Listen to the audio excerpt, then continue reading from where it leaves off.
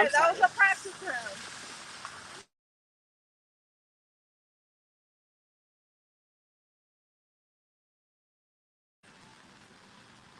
Sorry, you might have to check a message. Yeah, no, it's okay. Let me know when we're ready to start. Caleb, why don't you stay here so I can? I got it. Oh.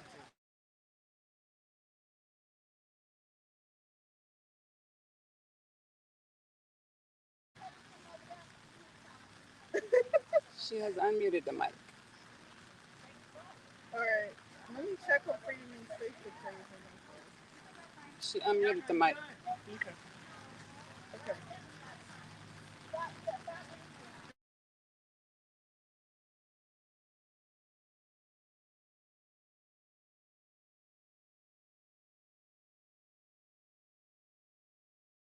She hasn't.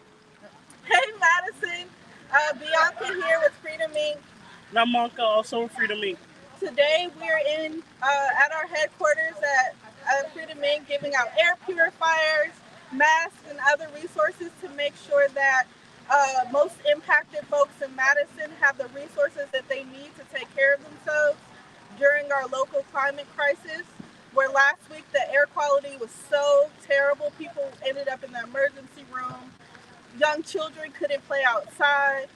And we know that for us, safety and wellness means giving people the resources that they need to survive and not the police, right? So we've been calling on we've been calling on Madison, the city of Madison, and also Dane County to invest in public health, to invest in things that promote our health and wellness, right? And stop investing in police and jails and the things that tear our communities down. So we, again, encourage you to come out to Freedom Inc. and stand with us in making these demands to the city and county. Yeah, so there's a couple things that Bianca said that are really important. This is just the beginning of forest fire season. The reason why folks weren't able to breathe last week, why we weren't able to go outside, while our throats were tickling, while our eyes were swelling, while I still have a stuffy nose, is because there are wildfires burning in Canada due to the climate crisis that we're currently living in globally. And the ways that's impacting us here in Madison are through poor air quality. So we got some alerts last week. What was really surprising to us is that our local governments and elected officials did not have any answer or rapid response plan for our communities, especially those who are most impacted. So we're talking about low to no income, Black, Southeast Asian folks, women and children, queer folks, who one cannot shelter in place and have all the things that they need to do that in a healthy way. So our folks, either they were opening windows or they were doing the air conditioning, or they also just had to go to work, right? Our people are going to do the jobs that we can't are not able to stay in the house if we are going out to work. If we're staying home, we need clean air. And the city didn't have any answer for that. So what Freedom Inc. did is we mobilized resources.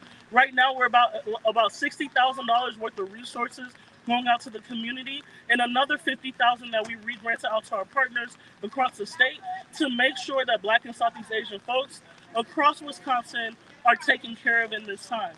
And so as we're doing this, our organization, with a fraction of the budget that the city has, and even a smaller fraction of the budget that the county has, if we're able to do this for our people and make sure that they're set and they're taken care of during forest fire season, the city and the county must do better. They must do better, especially when they're using all of our public safety dollars to go towards the police and new jails.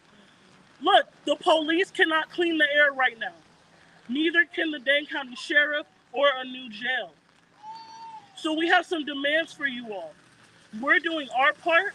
We're making sure that our folks are taken care of. We've got some demands. First of all, when the air quality gets into an unhealthy level, we need to be issuing a shelter-at-home order. With that shelter-at-home order, the city and the county needs to be surveying who is in need, especially most marginalized communities, like Black folks and Southeast Asian folks and our queer folks and our children, who is most in need of air purifications and of masks and other PPE to stay at home safely. We need to be opening up our public buildings such as the Capitol and churches so that people who are facing houselessness are able to shelter in safety. We do not need to be leaving our folks behind. We need to be learning from COVID and making sure that most impacted are most taken care of. What also needs to happen is that the city and the county need to be guaranteeing a basic income for folks who have to stay at home from work. Again, we need to be learning from COVID, and we cannot be sending people out to be getting more health problems. Last time around, we were the most impacted with COVID. We're not doing that again. You all need to ensure that people are able to stay home without economic issues and impact on their communities. Again, essential workers that need to go out and help with the increased load in the emergency rooms and with people trying to get asthma inhalers and things like that, they also need to be supported and paid well. We cannot have empty promises and empty words after the crisis is over. We need to act now. Just like Freedom Inc. is doing, the city and the county need to act now. We cannot continue to put so much money into the police, into the jails, into the sheriff's department that we cannot act quickly when our people actually need real safety. So again, this is Bianca, it's Maka from Freedom Inc. We're so glad that our folks are coming and getting what they need. We're so glad that you all are watching and supporting us out there. And love and power from Freedom Inc. I also wanted to say that we received so many calls, emails, and messages from people. You know who you are, who wanted to support, who wanted to donate, and we again really appreciate you and keep getting at us. Bye, y'all. Bye.